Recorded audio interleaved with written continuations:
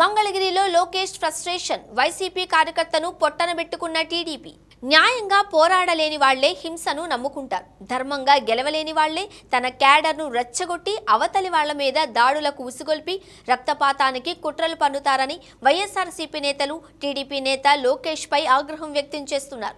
3 శాఖలకు మంత్రిగా పనిచేసిన 2019 ఎన్నికల్లో ఓడిపోయి లోకేష్ మళ్లీ మంగళగిరిలో పోటీ చేస్తున్నారని వైసీపీ ఎద్దేవా చేసింది.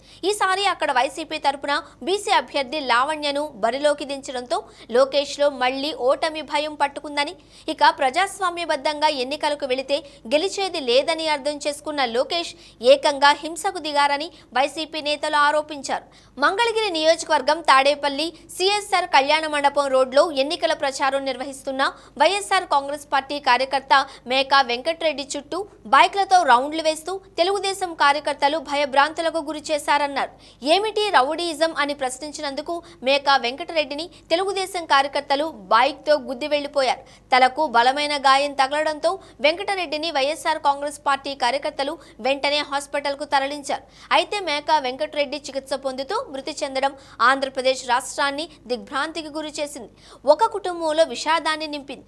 ఓటమి భయం, ఏం చేయాలో తెలియని ఫ్రస్ట్రేషన్ లోకేష్ ను ఇలా హింసకు పురిగొల్పుతున్నారని వైసీపీ తీవ్రంగా ఆరోపించింది. మున్ముందు ఈ టీడీపీ నేతలు, కార్యకర్తలు ఇంకెన్ని అరాచకాలు చేస్తారో అని ప్రజలు ఆందోళన చెందుతున్నారని వైసీపీ నేతలు ఆవేదన వ్యక్తం చేస్తున్నారు.